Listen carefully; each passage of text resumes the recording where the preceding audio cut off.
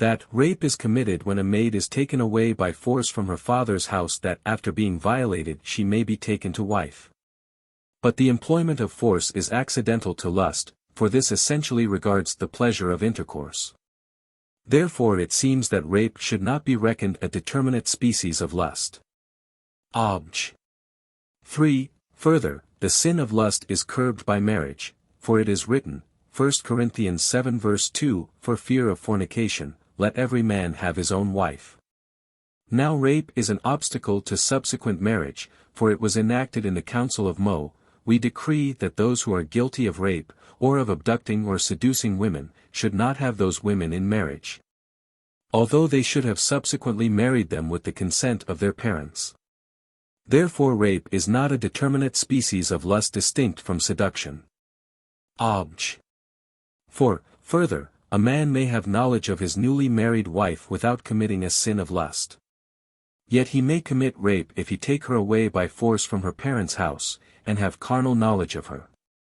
Therefore rape should not be reckoned a determinate species of lust.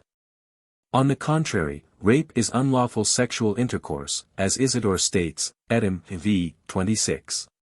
But this pertains to the sin of lust. Therefore rape is a species of lust. I answer that, rape, in the sense in which we speak of it now, is a species of lust, and sometimes it coincides with seduction, sometimes there is rape without seduction, and sometimes seduction without rape.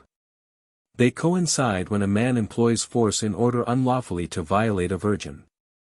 This force is employed sometimes both towards the virgin and towards her father, and sometimes towards the father and not to the virgin, for instance if she allows herself to be taken away by force from her father's house.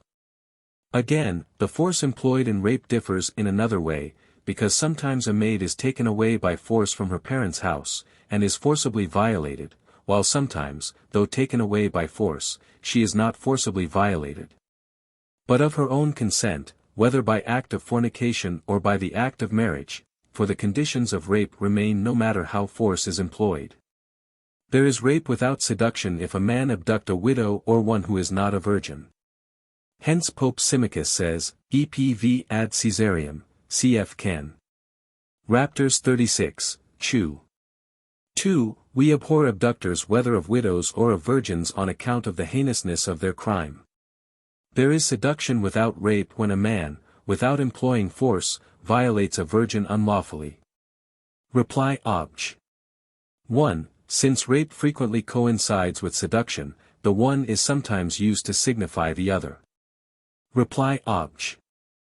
2. The employment of force would seem to arise from the greatness of concupiscence, the result being that a man does not fear to endanger himself by offering violence. Reply Obj. 3. The rape of a maiden who is promised in marriage is to be judged differently from that of one who is not so promised. For one who is promised in marriage must be restored to her betrothed, who has a right to her in virtue of their betrothal, whereas one that is not promised to another must first of all be restored to her father's care. And then the abductor may lawfully marry her with her parents' consent. Otherwise the marriage is unlawful, since whosoever steals a thing he is bound to restore it. Nevertheless rape does not dissolve a marriage already contracted, although it is an impediment to its being contracted. As to the decree of the council in question, it was made in abhorrence of this crime, and has been abrogated. Wherefore Jerome, the quotation is from Contria. 36, Chew. 2, declares the contrary. 3 kinds of lawful marriage, says he, are mentioned in Holy Writ. The first is that of a chaste maiden given away lawfully in her maidenhood to a man. The second is when a man finds a maiden in the city, and by force has carnal knowledge of her.